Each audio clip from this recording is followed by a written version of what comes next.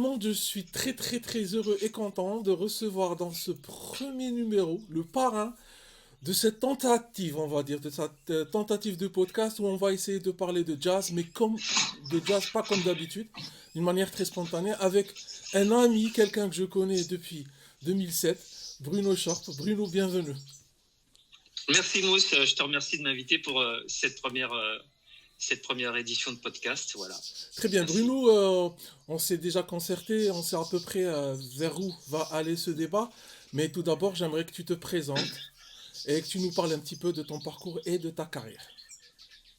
Oui, alors moi c'est Bruno Schorp, je suis musicien basé à Paris. Ça fait à peu près presque 30 ans que je fais de la musique.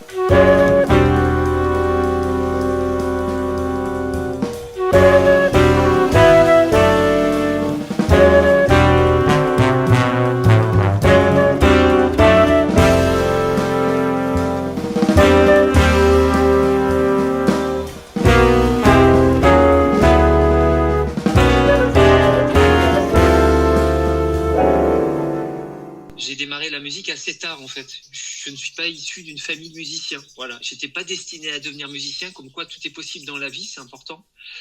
Et j'ai appris la contrebasse. J'ai fait de la basse électrique pour ceux qui connaissent, la guitare basse, de la contrebasse classique aussi. Et j'ai appris avec des cours particuliers. Ensuite, je me suis spécialisé avec ce qu'on appelle les conservatoires de musique, qu'on trouve un peu partout en France. Et petit à petit, je me suis orienté vers le jazz. C'est un peu la thématique d'aujourd'hui. Une musique qui m'a touché, voilà, qui m'a simplement touché sans rentrer dans les détails. Le jazz, c'est une histoire à la fois passionnelle et à la fois historique. C'est le croisement de populations qui s'est établi, qui s'est construit aussi dans la tragédie, faut le dire, avec la musique afro-américaine. Et c'est aussi la rencontre des grandes musiques et puis aussi des musiques du monde et les influences de l'Afrique aussi, et qui est énorme, et la musique aussi classique. Donc voilà, depuis pas mal d'années, je fais des concerts en France, aussi à l'étranger. J'ai eu l'honneur de rencontrer notre Mousse, notre animateur préféré, à Constantine. On s'est vu à Oran aussi. J'ai travaillé aussi avec quelques artistes algériens. Je suis moi-même à moitié français, à moitié algérien par ma maman. Et voilà, je suis professionnel, je suis aussi pédagogue, enseignant à Paris. Et je poursuis une carrière de pédagogue, d'enseignant avec des projets artistiques personnels. Et pour l'instant, Inch'Allah, tout va bien. Très bien, Bruno, Voilà. si mes informations sont bonnes, tu as sorti plein de singles, mais tu as deux albums, Éveil et Into the World. Ok, qu'on peut Oui, retrouver, exact. oui, qu'on peut retrouver sur Spotify et sur peut-être d'autres plateformes. Mais ce que je voulais savoir par rapport au jazz, justement par rapport à ta musique, à la musique que tu fais, c'est quelles sont tes influences, les artistes qui ont marqué ta carrière.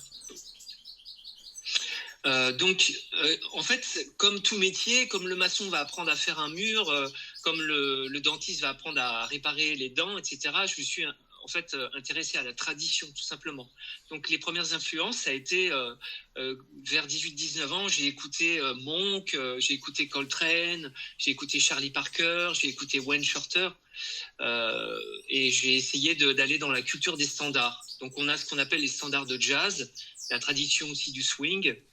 Et ensuite, je me suis un peu émancipé de ça, une fois que j'ai commencé un peu à être à l'aise avec ce répertoire, et j'ai commencé à aller dans le jazz des années 70, tu vois, que peut-être tu connais aussi un peu, ce qu'on appelle le jazz rock aussi, le fusion jazz des années 80-90, et je manque, c'est-à-dire je suis sensible aussi à ce qui se passe en ce moment, ce qu'on appelle le jazz actuel. Et j'essaie aussi dans mon parcours d'intégrer en fait tous ces jazz, finalement, c'est des cousins, c'est une grande famille qui se teinte alors aussi beaucoup en ce qui me concerne, de musique traditionnelle. Donc ce qui m'a beaucoup influencé aussi, c'est j'ai fait des collaborations, je peux citer quelques personnes, notamment Mokhtar Samba, batteur marocain-sénégalais, qui m'a beaucoup influencé, avec qui j'ai beaucoup appris. En ce moment, je travaille aussi avec Jean-Philippe Riquel, qui est un artiste incroyable, qui fait des collaborations avec... vous le connaissez, Jean-Philippe Riquel, qui a travaillé avec Youssou N'Dour, avec beaucoup d'artistes africains, voilà. Karim Ziad, effectivement. Donc, en fait, voilà, la tradition, le jazz moderne, les musiques du monde, aussi musique maghrébine, le shahabi, musique du Sénégal, aussi musique qui vient d'Asie, parce que j'ai aussi des liens avec l'Inde et le Népal. Voilà, exactement. Donc, en fait, le jazz, c'est l'ouverture. On va vers le jazz qui nous fait vibrer, on va chercher ce qui va renforcer notre identité, et on se permet de rencontrer des gens, des musiques. C'est ça le jazz, c'est une forme de liberté. Très bien, donc Bruno, d'après ce que tu es en train de dire, et je te rejoins complètement, au fait, le jazz c'est toutes les musiques. Est-ce que c'est ça? Je dirais pas que c'est toutes les musiques, mais c'est une musique qui se permet des mélanges, des rencontres, et quelque part on va retrouver vraiment... enfin, ça dépend des personnalités.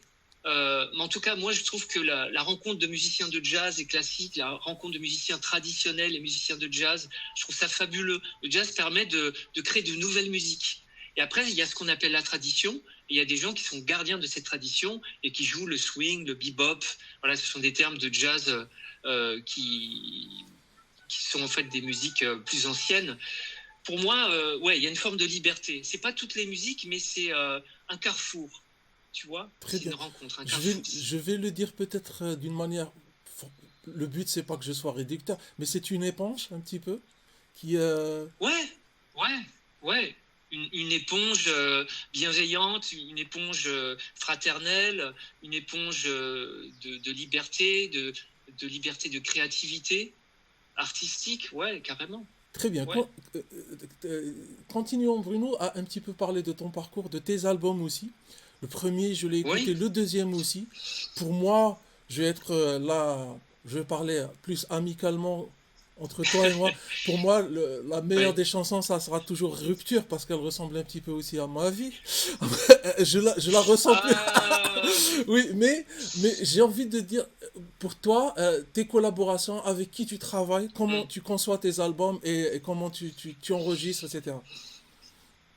Oui, alors, pour remettre les choses au clair, j'écris de la musique, je me définis pas comme un grand compositeur. Comme tu l'as dit, voilà, j'ai fait 2 albums personnels, et ensuite, là, depuis en fait le confinement et la crise sanitaire, j'ai fait des collaborations. Donc, j'ai travaillé sur des projets ponctuels.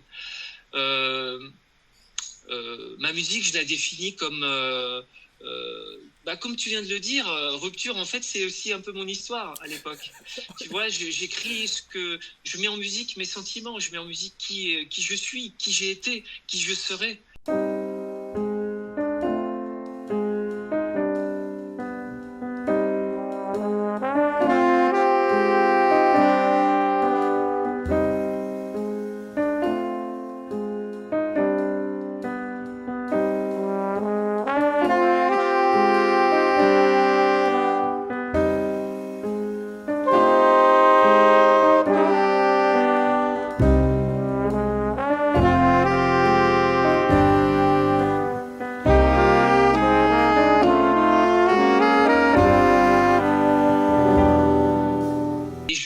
Aussi de musiciens qui ont la capacité de partager cette vision.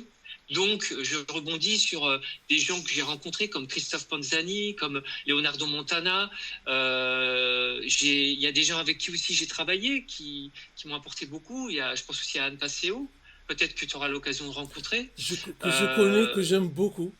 Que tu connais, oui. Tu vois, donc je me situe dans une catégorie de musiciens qui est quand même...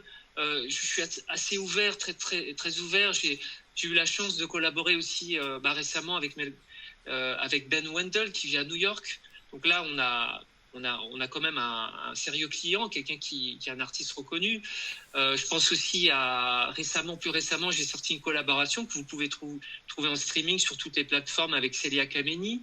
Shines bright through your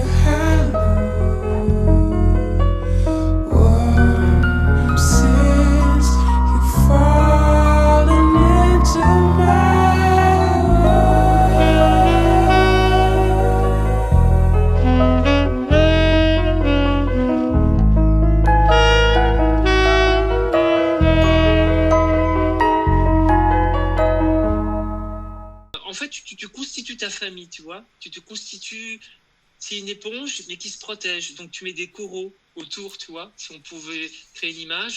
Et tu t'entoures de musiciens que tu affectionnes et d'amis aussi. Et autant j'ai pu faire pour un petit peu réduire un peu ma parole, j'ai pu faire ce qu'on appelle le métier, tu vois.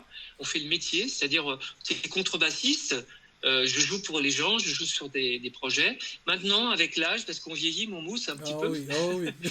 je fais des projets de chœur. Donc en ce moment, je travaille évidemment avec Christophe Bozzani. On a un merveilleux quartet qui va sortir un album dans l'année avec Jean-Pierre Como, notamment, que tu connais aussi un petit peu. Via Sixon, Rémi Vignolo. Donc, tu vois, je m'entoure vraiment de collaborateurs, d'amis, de gens qui sont proches. Donc, c'est ça un petit peu mon quotidien. Bruno, j'ai une question. Alors, cette question, moi, à chaque fois que je regarde tes vidéos ou d'autres vidéos ou de jazzman en studio ou de musiciens, si tu préfères, en studio, je me dis, comment travaille-t-il? C'est-à-dire, est-ce que tu viens avec une partition, avec un truc bien carré et ils vont se mettre à chacun jouer, ou il y a une grande part d'impro, de liberté, on va retravailler le morceau, au lieu que ça soit une vision unique, la tienne, ça va être une vision de la formation. Alors, ça, c'est ton choix personnel. C'est-à-dire, tu peux avoir un projet où tu amènes la partition, tout est écrit, tout est cadré, avec bien sûr dans le jazz, une grande part aussi pour les improvisations et pour ce qu'on appelle prendre des solos. Et je peux avoir aussi des projets en studio où je vais donner peu de consignes et on va avoir ce qu'on appelle plus une forme de jazz un peu plus libre. Et là, c'est un petit peu l'inconnu. Donc, c'est toi qui détermines, tu vois, le degré de préparation d'enregistrement. Soit tu travailles en amont et c'est très précis. Un terme américain, c'est on est in the pocket, comme on dit. Tout est millimétré et carré. Ou sinon, tu peux décider d'avoir plus de liberté. Tu peux décider d'inclure tes camarades musiciens dans le processus d'écriture aussi. C'est ce que je fais en ce moment avec Christophe et Jean-Pierre Como. On coécrit presque la musique, parfois on est tous investis. Donc c'est toi qui vas déterminer selon la musique ton degré de liberté que tu vas donner aux autres, tu vois. C'est ça un peu. Très bien. Bruno, par rapport à ça, est-ce qu'on se prépare quand on enregistre un album? Je veux dire, qu'est-ce qu'on va écouter les projets de nos amis, de nos proches, du corail, ou est-ce qu'on va écouter autre chose? Ouais. Quelles sont les conditions dans lesquelles on se met avant d'enregistrer? Est-ce que peut-être on va vider la tête complètement? Ne rien écouter pendant un moment, faire un pour ma part, sevrage. ouais.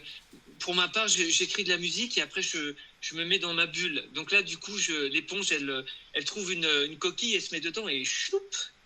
Ouais, je me protège un peu et j'essaie d'optimiser le temps parce que tu sais, le studio, c'est quand même c'est des frais, c'est de la logistique. Donc, on va essayer d'optimiser le temps.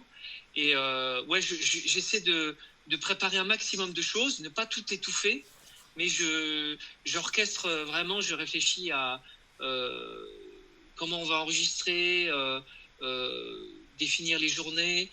J'écoute pas trop de musique du coup. J'essaie de rester vraiment, d'être imprégné comme cette éponge du moment de l'instant, quoi.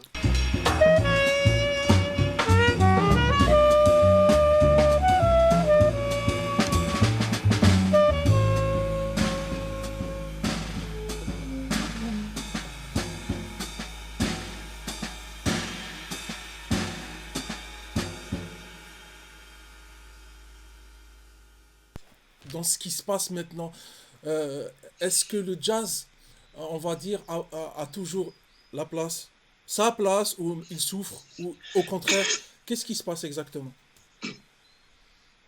Alors écoute, moi je rejoins ce que tu as dit en préambule d'ouverture du podcast. C'est vrai, le jazz est une musique qui est assez élitiste. De par sa nature parfois complexe, c'est pas tout le monde qui va écouter des concerts de jazz. Alors je sais pas comment ça se passe à Oran, s'il y a toujours un peu de jazz ou pas beaucoup, des concerts, mais voilà, on est vraiment dans une niche, tu vois, c'est comme les parfums ou les voitures de collection. Il y a peu de monde qui va au concert. En tout cas, c'est un petit milieu. Le jazz a toujours sa place. Je pense que cette musique, elle est aussi quelque part elle-même une éponge et elle se nourrit actuellement, tu vois, de la tradition, mais de la modernité, de la pop, du R&B, du hip-hop. Tu vois, par exemple, en ce moment, il y a un artiste qui cartonne, c'est même plusieurs, je pensais à Robert Glasper, Oui, ou alors Jacob Collier, tu vois. C'est oui. des gens qui ont un univers vaste, ils ont une culture de jazz parfaite, et en même temps, ils ont des éléments de production de hip-hop, des featuring avec des artistes pop, etc. Je pense aussi à... En fait, ce que je te dis là, c'est des gens qui m'influencent aussi. Je pense aussi à Louis Cole, la scène de Los Angeles. Pour nos amis algériens qui veulent découvrir, voilà, vous tapez Louis Cole sur Internet, vous allez voir, c'est assez dynamique et musique assez tonique. Je pense que le jazz est toujours vivant. C'est vrai qu'il prend une connotation qui est presque... alors, on peut débattre pour se dire ce que c'est bien, ce que c'est pas bien, mais le jazz se pipolise un peu, tu vois. On a des artistes maintenant qui se mettent beaucoup en avant visuellement, qui font appel à des créateurs. Je porte ces chaussures, je porte ces vêtements. J'ai vu récemment, c'est une anecdote, mais c'est assez drôle, on a vu Christian Scott, le trompettiste, tu Oui, vois, oui. qui fait de la pub pour BMW. Donc, voilà, je pense que le jazz se pipolise un peu. Bruno, Et Bruno, pardon de t'interrompre. dis-moi. Non, non. Est-ce que c'est une bonne idée? Est-ce que tu es d'accord avec cette façon de pipoliser entre parenthèses le jazz? Alors, moi, mon sentiment personnel, c'est que ce que je regrette, c'est que les gens maintenant, tout comme ce qu'on voit sur les réseaux sociaux, les gens vont voir des musiciens de jazz aussi pour leur apparence, leur plastique, l'image, qu'est-ce qu'ils dégagent. Parfois, j'aimerais plus dire aux gens, mais allez écouter la musique en profondeur. Ne vous arrêtez pas sur 30 secondes de réel, Insta, de TikTok. Allez écouter un album, allez écouter plus de musique. Déplacez-vous, allez voir les artistes en concert. Il ne faut pas que cette image de pipolisation fasse que les gens écoutent moins de musique. Et puis aussi écouter de la musique parce que c'est beau, parce que ça fait du bien à l'âme, ça fait du bien au cœur. Parfois, c'est un peu dommage de tomber dans ce jazz un peu m'as-tu vu, quoi. Ça peut être un peu dommage.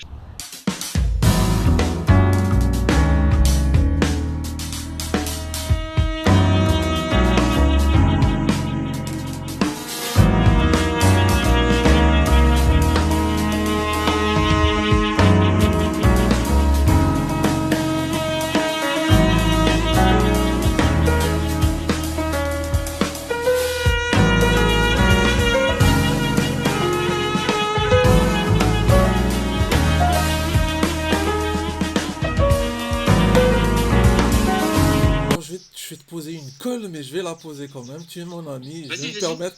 Comment on écoute le jazz, Bruno? Justement, tu viens de dire écouter. Comment s'écoute le jazz? Comment, je sais pas, j'aimerais bien comparer le jazz à une personne qu'on ne connaît pas, on n'a jamais connue. Comment on va l'aborder? Comment on Hmm. va l'approcher? Comment on va la draguer ou la Bah, séduire ou comment on va se laisser séduire? Voilà. bah, tu vois, par exemple, je te prends un exemple.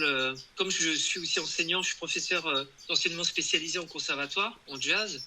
Parfois, j'ai un jeune qui vient, tu vois, il vient avec sa casquette, ses lunettes vertes, son t-shirt Joconde, Oui, d'accord, et merci. tu vois, il fait de la basse électrique, et il me dit, ouais, je vais faire du jazz, j'aimerais bien faire du jazz, je connais pas grand-chose. Et je lui pose la question, mais qu'est-ce que tu connais? Et ben, il me dit, bah, je connais Ibrahim Malouf. Et là, je me dis, tiens, Ibrahim Malouf, c'est quelqu'un qui a aussi un lien avec le jazz. Donc, tu vois, je vais partir de ses connaissances et je vais lui dire, ah, t'aimes bien ce morceau? Et ben, écoute, regarde, je te fais écouter un autre trompettiste. Et je crée des ponts, tu vois. Donc, c'est une éponge qui va se connecter à d'autres éponges et qui va créer un réseau. Et je vais lui dire, bah, tu vois, écoute, regarde ce trompettiste, il s'appelle Miles Davis. Et il était là bien avant Ibrahim. Et regarde ce trompettiste, c'est Chet Baker, tu vois, etc. J'essaie de créer des ponts. Parfois aussi, j'ai une étudiante qui vient, qui fait de la basse et qui me dit j'adore Vulfpeck, ou j'adore, tu vois, ces groupes à la mode avec Nate Smith. J'adore ça. Je dis tu connais Marcus Miller? Voilà.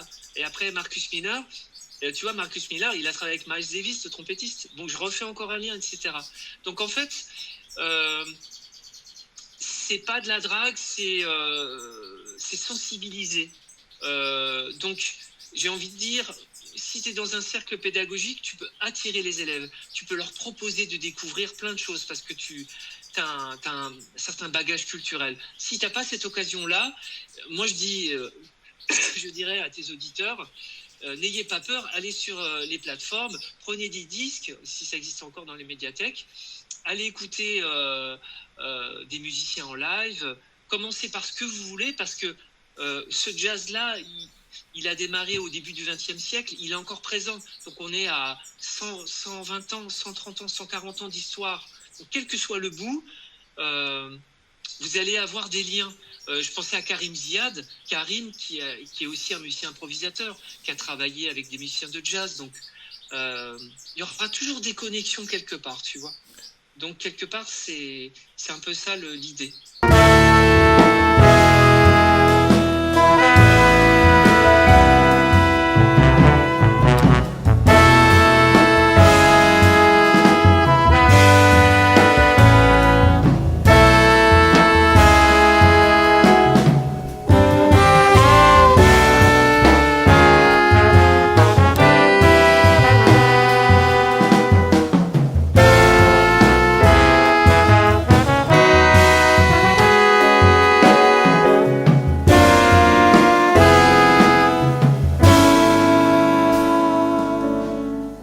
Tu as évoqué, on a parlé de streaming, etc. Est-ce que le streaming, les plateformes sont plutôt un avantage, un moyen positif, une nouvelle manière de présenter cette musique, ou as-tu un autre avis?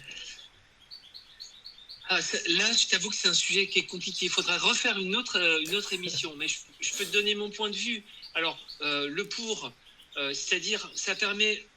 imaginons qu'il existe un pianiste algérien émergent qui est doué, qui veut faire connaître sa musique.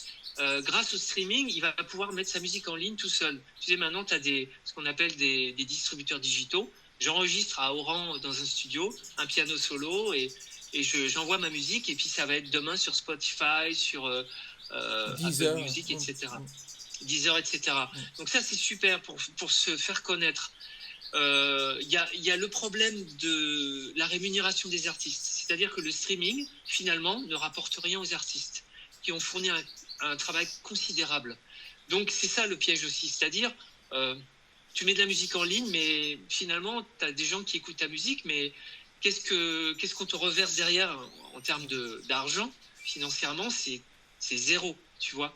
Donc on se pose la question de la vraie rémunération qu'on devrait mettre en place pour les artistes.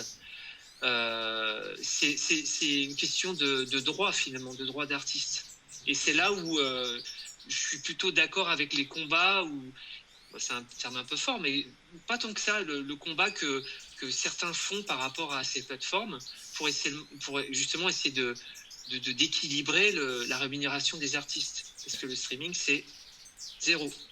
Très bien, revenons à toi. Si je te posais une question, ce qui me vient à l'esprit maintenant, parce qu'on a fait un petit peu l'essentiel, qu'est-ce que tu écoutes en ce moment, Bruno? Écoute, en ce moment, j'écoute de la funk. Ah oui. Tu sais, la funk à l'ancienne, comme on dit, old school. Oui. Et tu sais, j'ai un fils qui a bientôt 2 ans, et ce matin, on a écouté Delegation. Tu connais? Bien sûr. Voilà, tu vois, You and I. Comme j'ai un enfant, on écoute beaucoup de choses légères, tu vois. Il adore. Alors c'est lui aussi, c'est lui qui choisit les CD. Donc en ce moment, j'écoute ce qu'il écoute. Il écoute ce formidable duo Metheny avec Charlie Haden. Bon? The Missouri Sky. Déjà? Ouais, il adore. Déjà? Déjà. Ouais, déjà. Parce que tu sais, c'est calme, c'est relaxant. Les enfants, ils écoutent ça.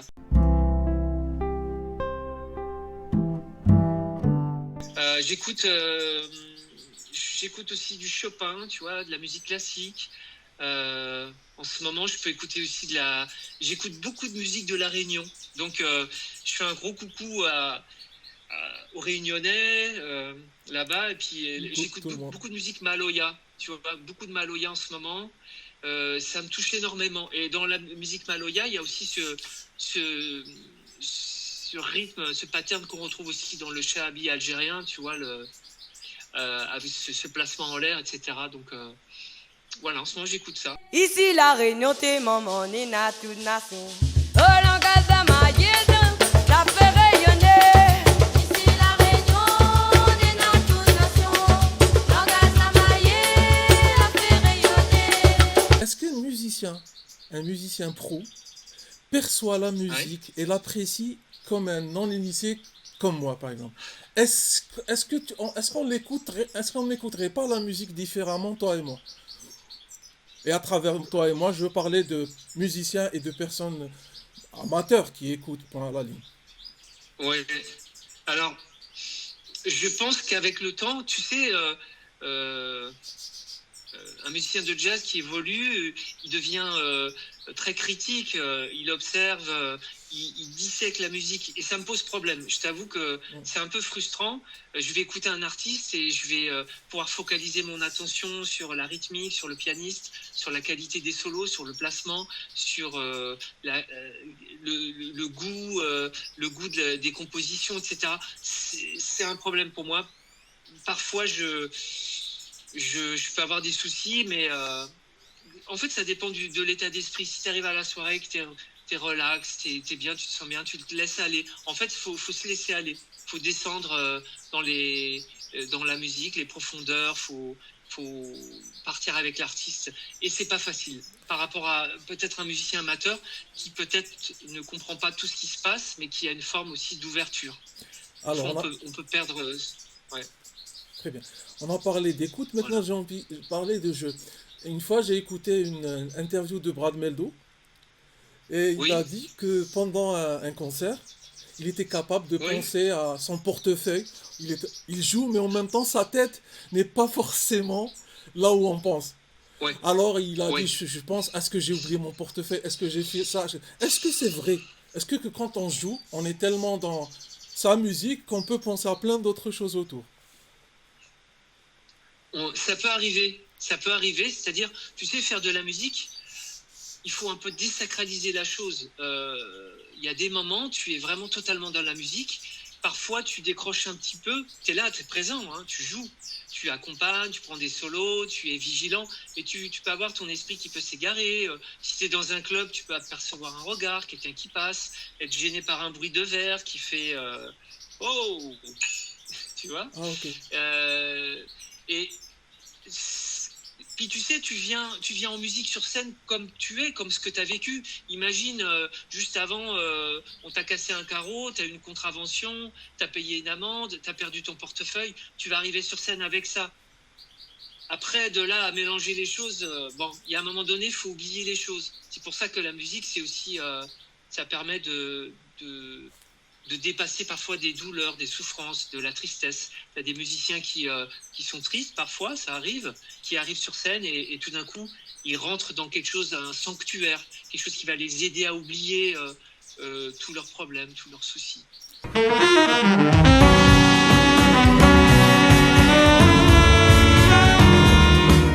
Est-ce que tu rêverais, est-ce que tu as dans ton esprit l'album idéal et les collaborateurs idéaux pour le faire?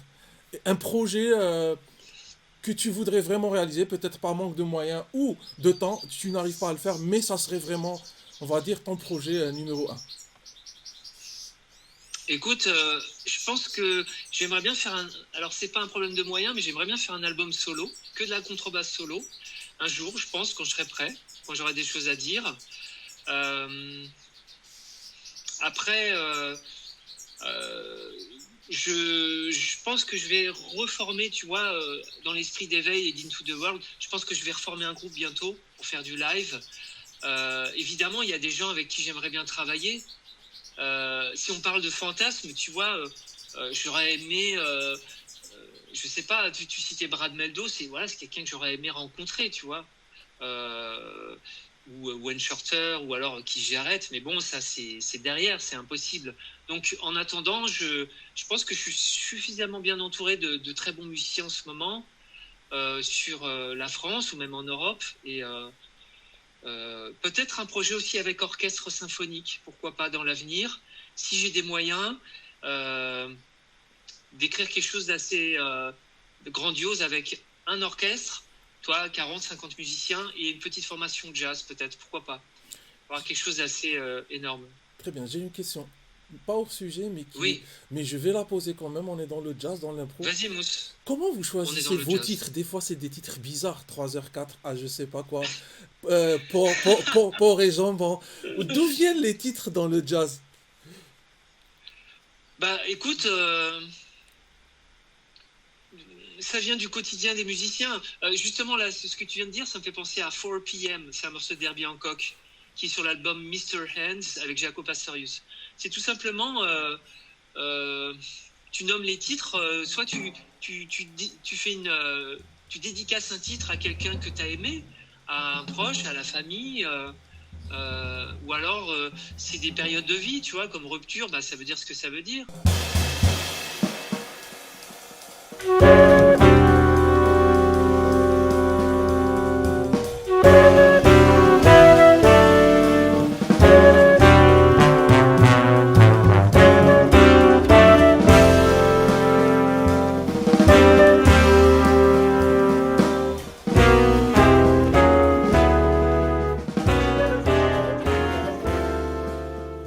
Parfois, il y a des titres bizarres. Je pense que c'est lié à la personnalité du musicien ou de la musicienne, tu vois, qui va donner un nom étrange ou pas du tout, quoi. Très bien. En fait, c'est libre, c'est très libre, très Oui, libre. c'est très très libre. Jazz, jazz, Ouais. je t'ai appelé Jazz au lieu de dire Bruno, tu vois? Ah, c'est C'est bien, bien, Bruno, c'est bien. Bruno Jazz. Bruno Jazz. No fire, falling no fire, lying world. I'm under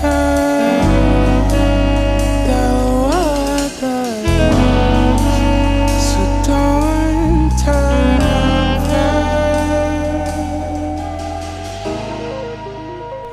Bruno, je voulais aussi que tu me parles un petit peu Oui. de la scène jazz actuelle, on va dire moderne ou des dernières années. Est-ce que tu as des Ouais. influences ou des artistes qui te touchent plus que d'autres ou... Eh ben, oui, comme je te l'ai dit, tu vois, dans la scène actuelle, il y a les artistes aussi qui ont aussi une culture traditionnelle. Donc oui, je voulais parler de Dafer Youssef, que j'aime beaucoup, chanteur qui joue le oud, qui est, je crois, tunisien. Oui. Je crois. Oui. Et voilà, c'est quelqu'un qui me touche énormément. Je vais rajouter quelqu'un, il va peut-être être étonné s'il voit ce podcast, mais c'est Grégory Priva, qui est un pianiste antillais. J'adore sa musique.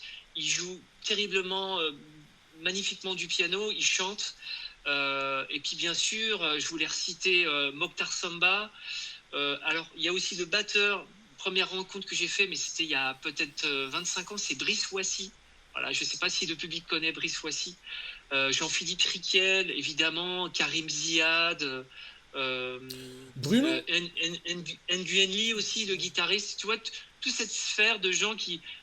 Je pense que je n'ai pas travaillé avec eux, mais pas tous, mais je pense que je m'entendrai bien, je pense. Dans la scène actuelle, je pense à un artiste que j'aime beaucoup, que j'ai découvert il y a quelques années. Je pense qu'il a 2 ou 3 albums, 2 ou 3 projets, on va dire, pour ne pas se tromper. C'est Oui. Anthony Jambon. Oui, Anthony, effectivement. Alors, moi, je le connais parce que j'ai travaillé avec l'artiste franco-sénégalaise Julia Sarr, chanteuse, et on s'est retrouvés enregistrés avec lui. Ouais, je l'apprécie énormément aussi, pareil, parce que, voilà, Anthony, c'est un musicien de jazz, qui a une culture de jazz. Il peut jouer les standards, comme on a évoqué au début de l'émission, la tradition.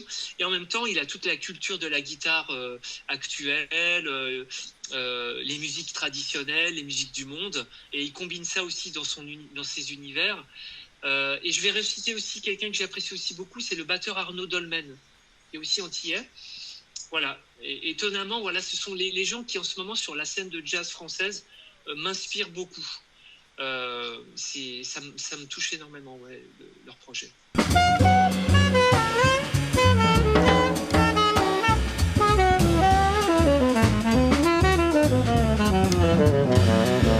Oui, ce que j'ai envie de dire, c'est déjà, merci de m'avoir invité. Je suis ravi de pouvoir reconnecter avec l'Algérie, qui est un pays de cœur aussi pour moi.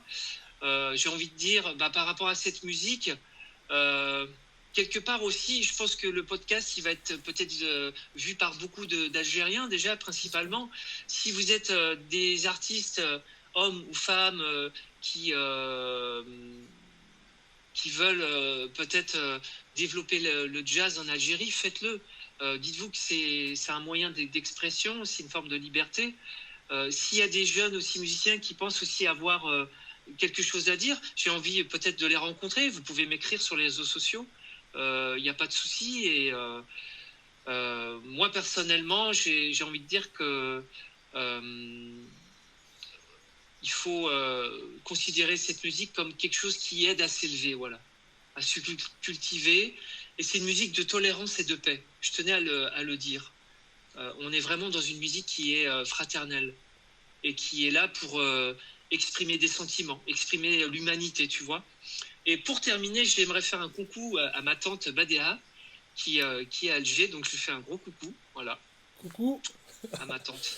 Merci Bruno, merci vraiment. Si elle le voit. Je voudrais Merci, vraiment Mousse. te remercier parce que je vais le dire, j'ai été en retard un petit peu aujourd'hui. On devait faire l'interview un petit peu Ah, mais avant, c'est pas donc grave. je suis désolé. Non, mais j'aime Non, pas, non. je suis quelqu'un de très ponctuel. Donc je tiens Y a pas de à ce problème, que tout le Mousse. monde le sache, que tu as été sympa, que tu as Ouais. pris un petit peu de ton temps pour qu'on puisse réaliser cette petite Ouais. entrevue. Donc merci beaucoup Bruno, je te souhaite le meilleur. Ouais.